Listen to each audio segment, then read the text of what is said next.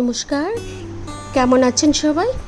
রূপাস রসোইঘর থেকে সকল বন্ধুদের শুরুতেই অনেক অনেক স্বাগত জানাই। আজকে চলে এলাম গরমের স্পেশাল আরও একটি দুর্দান্ত স্বাদের রেসিপি নিয়ে। সম্পূর্ণ নিরামিষ এই রেসিপিটি চলুন তাহলে শেয়ার করছি কী করে বানালাম। আমি ঝিঙে নিয়েছি, এখানে হাফ কিলো ঝিঙে, মোটা অংশটা আমি নিয়েছি। ঝিঙেটাকে কেটে এরকম মাঝখানে 4টে ফালি করে দিয়েছি, আর নিচের অংশটা জোড়া রইল। এরকম করে ঝিঙেগুলোকে কেটে ধুয়ে পরিষ্কার করে নিয়েছি।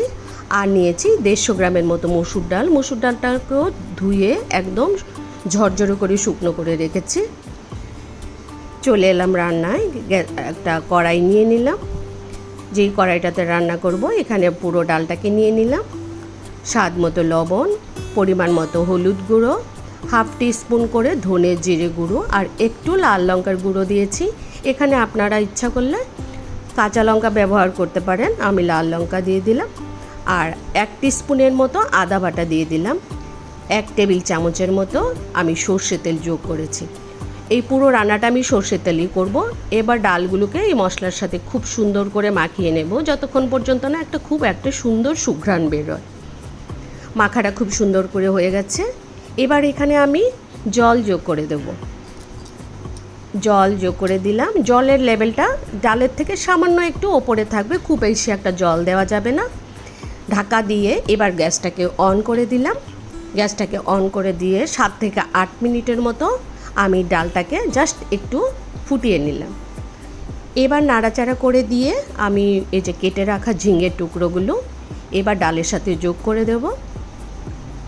বন্ধুরা, যারা আমার রেসিপি দেখতে শুরু করেছেন, একটা লাইক করে দেবেন প্লিজ। লাইক করে দিয়ে শেষ পর্যন্ত রেসিপিটা দেখে নেবেন আমি কি করে রান্না করলাম। এবার ঝিঙেটাকে দিয়ে ডালের সাথে খুব সুন্দর করে নাড়াচাড়া করে মিশিয়ে ঢাকা চাপা দিয়ে আমি মিডিয়াম হিটে 7-8 মিনিটের মতো রান্না করে নেব।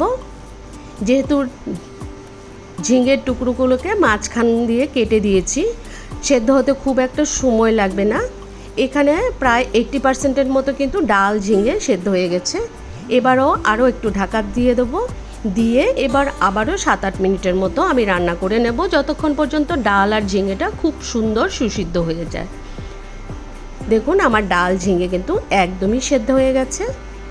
এবার আমি সেদ্ধ ডাল ঝিঙেটাকে একটা বাটিতে নামিয়ে চলে যাব পরবর্তী স্টেপে। বন্ধুরা, যারা আমার রেসিপি দেখছেন, যদি নতুন বন্ধু হয়ে থাকেন তাহলে আমার চ্যানেলটা সাবস্ক্রাইব করে অবশ্যই আমার পাশে থেকে যেতে পারেন। আর পুরনো বন্ধুরা যারা আমার রেসিপি দেখছেন, আমাকে ভালোবাসা দিয়ে যাচ্ছেন, তাদের সকলকে অসংখ্য ধন্যবাদ জানাই। এবারও গ্যাসে কড়াই বসিয়ে কড়াইটা গরম হয়ে গেলে 1 টেবিল চামচের মতো সর্ষের তেল যোগ করে দিলাম। ফোড়নে দিলাম শুকনো লঙ্কা, এখানে 3টে শুকনো লঙ্কা দিয়েছি। শুকনো লঙ্কাটা একটু ভাজা হয়ে গেলে আমি 1 চা চামচের মতো 5 ফোড়ন যোগ করে দিলাম। 5 ফোড়নটার খুব সুন্দর একটা সুঘ্রাণ বেরোলে আমি সেদ্ধ করে রাখা ডাল আর ঝিঙেটাকে যোগ করে দেব। ডাল ঝিঙেটা যোগ করে দিয়ে তারপর কিন্তু রান্না করার আর একটু সময় লাগে না। নাড়াচাড়া করে দিয়ে নুনটাকে দেখে স্বাদ মতো একটু নুন যোগ করে দেব। বন্ধুরা, যারা ডাল ঝিঙে দিয়ে এরকম একটা রেসিপি তৈরি করেননি, আমার রেসিপি ফলো করে অবশ্যই একবার ট্রাই করতে পারেন। খেতে কিন্তু দুর্দান্ত লাগে। ছোটোতে বাচ্চা থেকে বড় সবাই খেতে পছন্দ করবে, এত টেস্টি হয় এই ডাল ঝিঙের রেসিপিটা। আমার রেসিপি কিন্তু একদমই তৈরি। আমি এখানে একটু ধনেপাতা কুচি ছড়িয়ে দিলাম। ছড়িয়ে ধনেপাতাটাকে মিশিয়ে নাড়াচাড়া করে নামিয়ে পরিবেশন করে দেবো। দুপুরে গরম ভাতের সাথে এরকম একটা ডাল ঝিঙের রেসিপি যদি থাকে আর কিছুই দরকার পড়বে না। বাচ্চারা খেতে খুবই পছন্দ করবে, বয়স্ক যারা আছেন তারাও খেতে খুব পছন্দ করবেন। এরকম করে রেসিপি কিন্তু আমি অনেকবারই বানিয়েছি, ভালো লাগলো তাই আপনাদের সাথে শেয়ার করলাম। আমার রেসিপি ভালো লাগলে অবশ্যই একবার ট্রাই করবেন আর ফ্যামিলির সাথে শেয়ার করবেন। রেসিপি যদি ভালো লেগে থাকে একটা কমেন্টস করে অবশ্যই আমাকে জানাবেন। ধন্যবাদ সবাইকে এতক্ষণ যারা আমার রেসিপি ধৈর্য ধরে দেখছিলেন।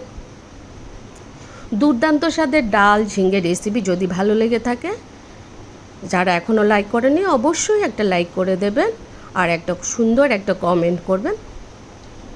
সবাইকে আবারও ধন্যবাদ জানাই। সবাই ভালো থাকবেন, সুস্থ থাকবেন, অপরকেও ভালো রাখবেন।